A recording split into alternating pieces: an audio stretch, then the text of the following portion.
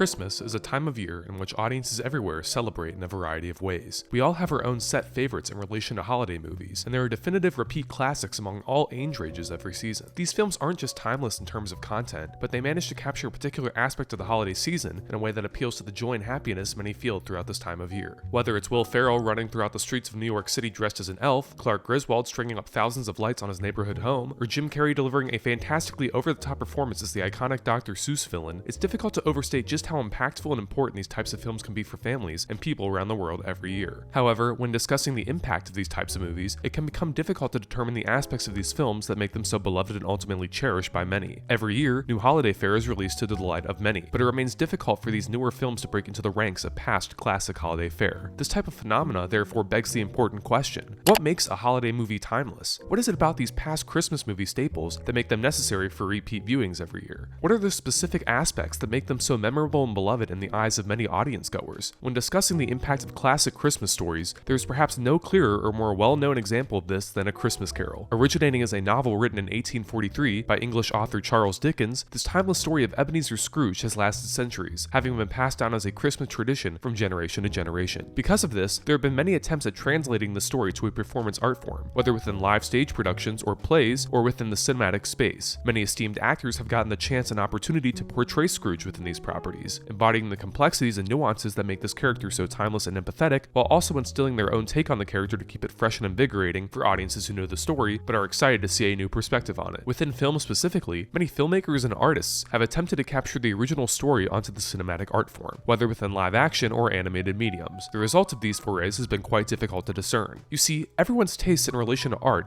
are different. Everyone has their own preferences and perceptions in relation to what they feel works best within an adaptation. Many of the adaptations within the current marketplace highlight and showcase strengths within key and necessary areas of the original story. The real test, however, is crafting an adaptation that remains well-rounded in capturing the spirit and atmosphere of the original story, but translating it into a more digestible and easygoing form for modern audiences' sensibilities. There are some adaptations that lean heavily into the dark and eerie atmosphere of Dickens' original novel, particularly highlighting the ghostly and supernatural elements that make up the bulk of the plot, while there are other adaptations that skip on this tone entirely in favor of something younger audiences can appreciate and enjoy, while losing the original spirit and main purpose of Dickens' original cautionary tale. The perfect balance between the two, then, is the right call for a story like this, and while there have been many attempts at striking such a tone, there is a clear frontrunner in this regard that arrives in a place where you least expect it. The Muppets, a famous band of singing and dancing puppets created by Jim Henson that first appeared as far back in syndication as 1955, have left an indelible mark on pop culture within their existence. Their appearances within the mainstream entertainment space have remained culturally relevant, and their humor has remained a timeless staple for generations of audience goers. Kids nowadays are raised on the Muppets just as their parents before them were, and particularly within the Disney fan base, the Muppets have recently begun a rise in relevance within the past few years in particular that not many people expected. When you remain as a property with so much influence upon entertainment, it's no secret that the entertainment business would look to cash into using such a property in any way they see fit. That's why, in 1979, the Muppets finally made a jump from broadcast syndication to the motion picture screen with the aptly named Muppet movie, which has remained as timeless as it was upon its first release. Over the next few years post-release, the Muppets would appear in more films as well, including The Great Muppet Caper in 1981 and The Muppets Take Manhattan in 1984. It wasn't until 1992, however, that anyone really started to consider using the property as a means of adapting timeless novels to the big screen in a way that could broach the conversation to younger audiences, which is what The Muppet Christmas Carol sought to do upon its initial release. Now, on its surface, such an idea for an adaptation might seem inherently silly. After all, the Muppets are an inherently silly property. Filled with quirky characters and comedic moments of surreal intrigue, it's a property that you wouldn't expect to helm an adaptation of a classic novel that has a reputation for being a dark and more somber reflection on what the Christmas season means. However, upon careful examination of the film,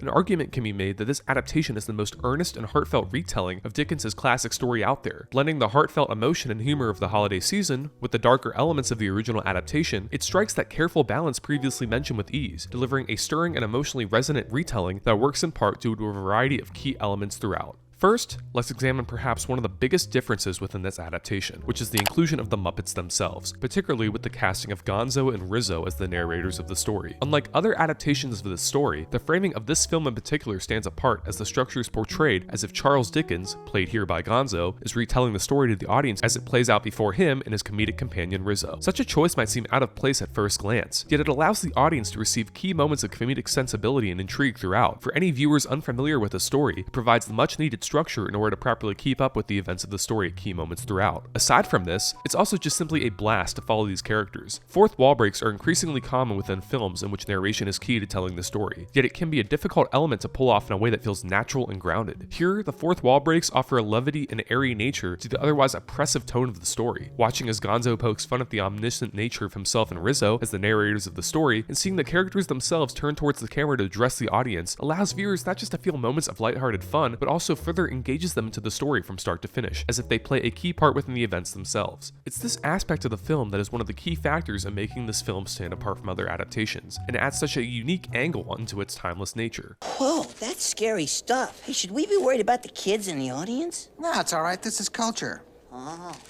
Perhaps one of the other most recognizable aspects of this film was the portrayal of the character of Scrooge himself here. Oftentimes, the portrayal of Scrooge within an adaptation can be the element that makes or breaks the overall product. Scrooge is a complex character, as well as well-known. Audiences everywhere are familiar with his qualities and complexities, and numerous actors have tried their hand at showcasing this in the past. Scrooge's character arc is one of the most fascinating elements of the original story, as it is the main emotional hook that drives so much of the message home and serves as a foil to the audience's own sensibilities. It's a role that allows actors to truly showcase their range, as although Scrooge has a truly grumpy and dour side, he also showcases so much growth and warmth throughout the story, which means the actor portraying him must also have the range to pull this off. Scrooge within the Muppet Christmas Carol is portrayed by Michael Caine, an esteemed actor with numerous well-known roles under his belt. At first glance, this seems like a slam dunk role for him to partake in, but upon closer inspection, it reveals that so much of what Caine does within his specific portrayal makes his version of Scrooge feel so well-rounded. Given the property of the Muppets within the story, it would be easy for any actor to purposefully ham up their performance to match the zaniness of the puppet characters. However, the overall product here works due in part to how serious Caine plays the role. In fact, this was done intentionally on Caine's part, as he reportedly told director Brian Henson that he was going to play the role as if he was an actor within a Shakespeare company. The result is a portrayal of Scrooge that showcases a lot of the classic character nuances of the story, while also belying a warm and darkly comedic side that is slowly exemplified as the film progresses in small moments.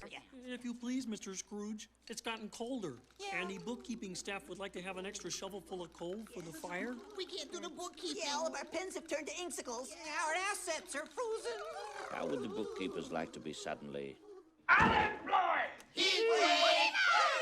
This is my island in the sun.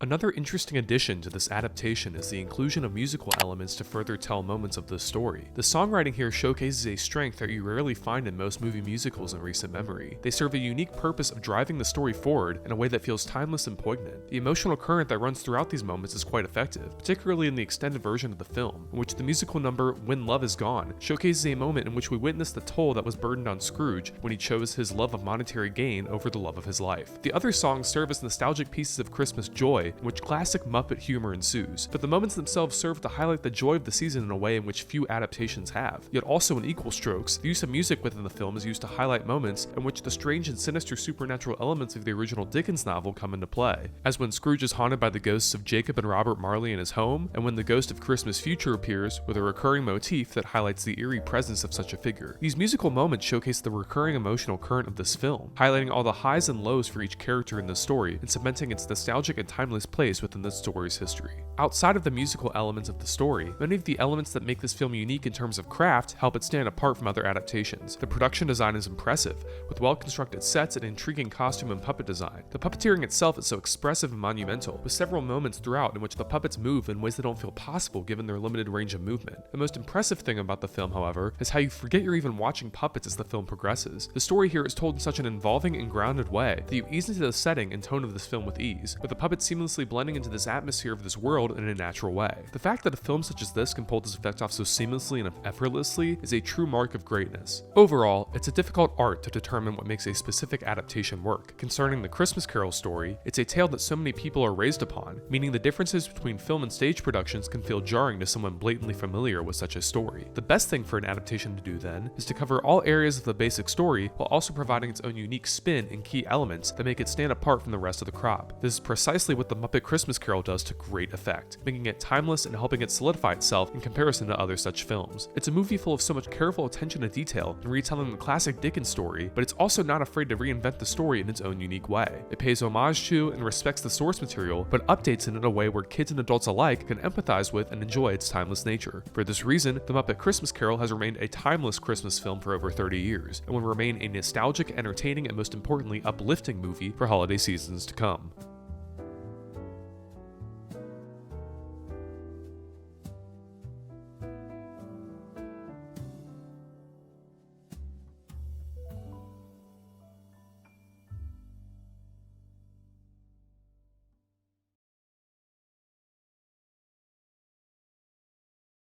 Hey guys, thanks so much for watching this review on my channel. If you're new around here and you like the content you see, don't forget to click that subscribe button down below, like the video, and turn on push notifications. Also, leave comment suggestions down below for future video, essay, and review topics. With that being said, until next time, this is Mitchell signing off. Peace out.